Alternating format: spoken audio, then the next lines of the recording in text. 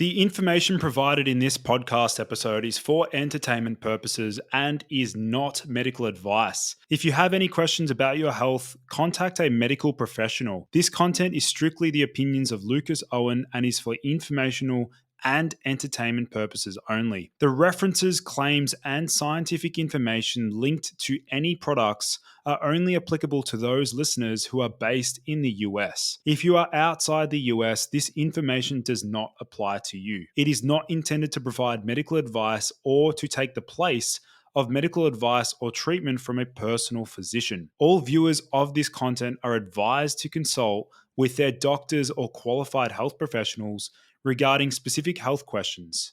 Thank you for listening to the Boost Your Biology podcast. My name is Lucas Aoun. I uncover the most cutting-edge health information on the planet, ranging from hormones, nutrition, supplementation, fat loss, biohacking, longevity, wellness, and a whole lot more.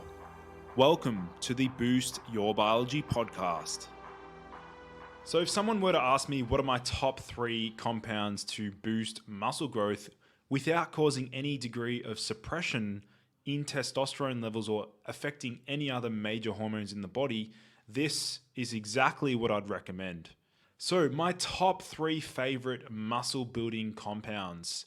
I do want to emphasize that this is not in any particular order, and these 3 compounds I do believe have some favorable effects in terms of increasing lean body mass.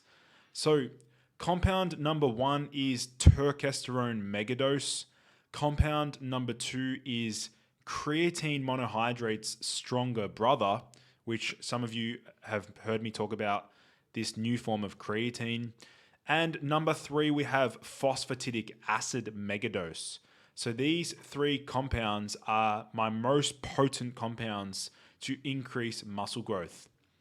So first of all, let's start out with terkesterone. Now, many of you have probably heard about terkesterone from Derek from More Plates, More Dates. Now, first of all, here we have terkesterone. Now, terkesterone is an ecdysteroid.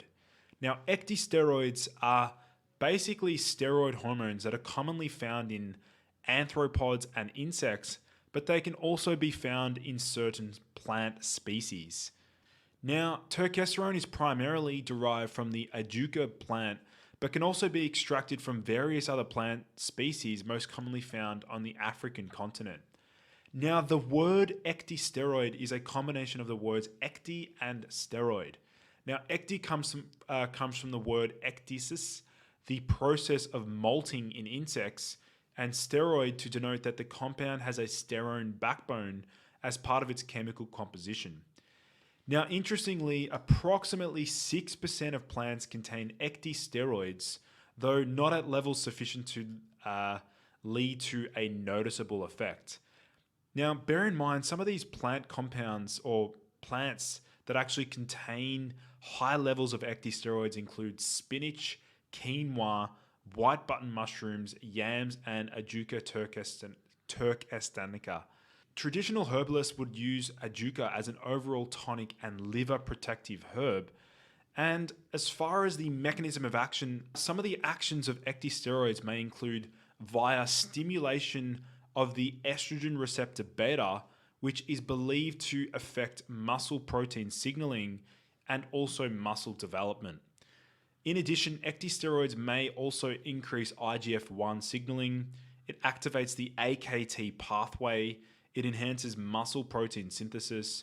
It can also decrease myostatin, improves blood flow, and it can also act as an adaptogen via modulating the stress response. And also some research has identified that these ecdysteroids may assist with bone and joint health. Now, if we were to take a look at terkesterone versus steroids, we can see that terkesterone actually acts on different pathways to anabolic androgenic steroids. Now, whilst steroids target the androgen receptors, terkesterone actually targets the estrogen receptor beta. Now, bear in mind, one of the advantages of using terkesterone is that it will not cause any degree of suppression of your natural testosterone. And this is really critical when we're looking at some of these compounds, is that We really want to be utilizing compounds that do not lower our natural production of testosterone. And that is what turkesterone is able to achieve, is that it can support muscle growth without affecting testosterone production. Now, additionally, there is no risk of turkesterone aromatizing into estrogen, negatively impacting prostate and testicle weight, causing liver and kidney issues or many other issues commonly seen with steroid abuse. So we don't need to worry about turkesterone aromatizing into estrogen. There's no need to control estrogen when using turkesterone. Now, when compared with other ecdysteroids, turkesterone outperforms them with regards to its ability to stimulate muscle protein synthesis, resulting in the most weight gain and muscle gain.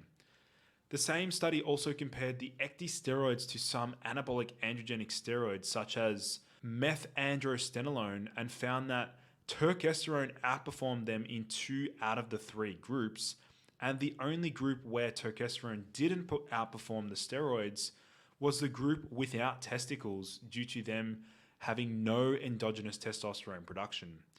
Now, cell studies have also shown turkesterone to decrease myostatin more effectively than Dianabol.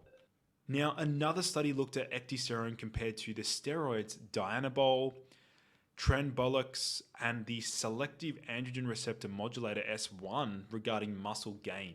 Now, ecdysterone was found to be the most efficacious at building muscle, and adding to this information above that turkesterone outperforms ecdysteroids with regards to muscle gain, it appears that this is the powerhouse of a compound.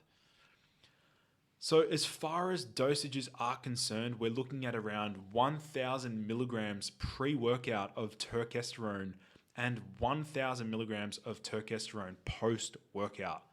Now, this is far above what you see with regular turkesterone products. However, we really need to be doing a very high dosage of turkesterone to elicit a favorable effect on muscle growth. Compound number 2 that I alluded to previously was creatine monohydrate's stronger brother, which is creatine.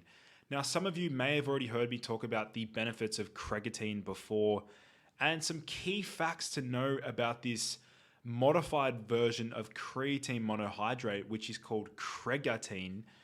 Some key things to note about this form of creatine is that it's 8.5 times more effective than creatine monohydrate.